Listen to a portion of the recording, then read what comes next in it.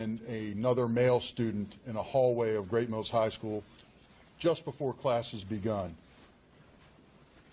The victims of the shooting were transported by EMS, and the one male student went to MedStar St. Mary's Hospital, is in stable condition.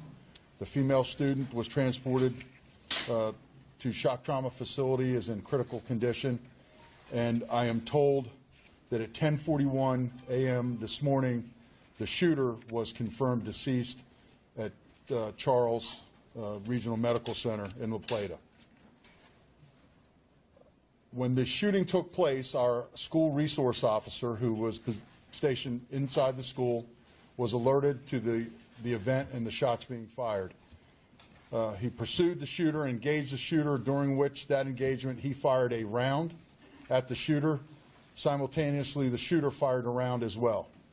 So in the hours to come, in the days to come, through detailed investigation, we will be able to determine if our school resource officer's round struck the shooter.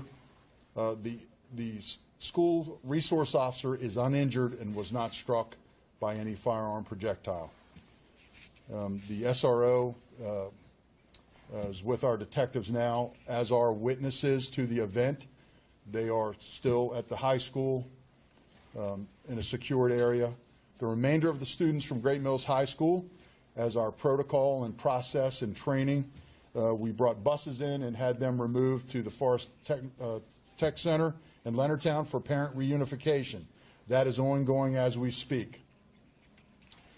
I would like to thank my colleagues from the allied agencies that responded. It was a mass response this morning from Police, Fire, and Rescue. Charles County Sheriff's Office, thank you, Troy Berry. Major Morris, thank you. The Maryland State Police responded, as did the NAS Police, Calvert County Sheriff's Office, the FBI, and the ATF. At 1 o'clock, I hope to give you more details about this event. I know that you have a number of questions, and I'm alerted to a number of things that are out there about the potential relationship between the shooter and any of the victims. At this time, we can't confirm any of that. That is what this investigation will do. And at 1 o'clock, I would anticipate being able to release identities of perhaps the shooter and the victims as well. And we would know by then that notification is being made.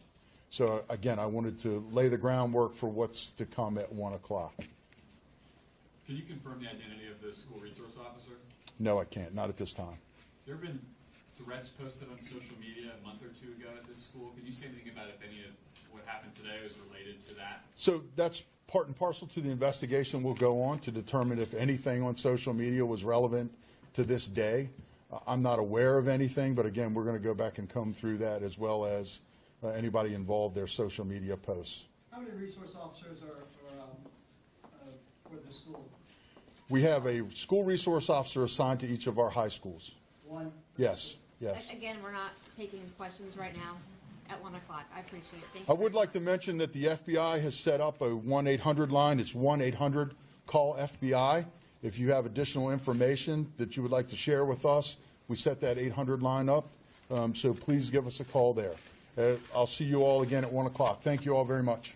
Sure. From what you know right now, can you just speak at all a little bit broadly about the response to this today, about the school resource officer's response and the police and EMS response in the immediate aftermath? Yeah, so as I said, it was a mass response. You know, this is what we train for, this is what we prepare for, and this is what we pray that we never have to do. And on this day, we realize our worst nightmare, that our greatest asset, our children, were attacked in one of our places of a bastion of safety and security, one of our schools. So obviously that's what we're talking about right now across the country. And, you know, the notion of it can't happen here is no longer a notion. So despite training, you hope that you never have to do this, ever. And so now we're a very tight-knit community. And so now what I would ask our community to do would be pray for those victims and hope that we can return to some type of normalcy in our schools and in our community. When was your last formal active shooter training exercise? We train on that all the time, and in the schools was in the last calendar year. In fact, unfortunately, we've had incidences that were people with guns in some of the schools and bomb threats, which we treat similarly. So we talk about school safety, school response weekly. In fact, we've done a number of parent meetings, community meetings on this within the last couple months. That's all the questions I'm going to take. I'll see you at 1. Thank you. You guys, please don't stand out in the hallways. The division manager here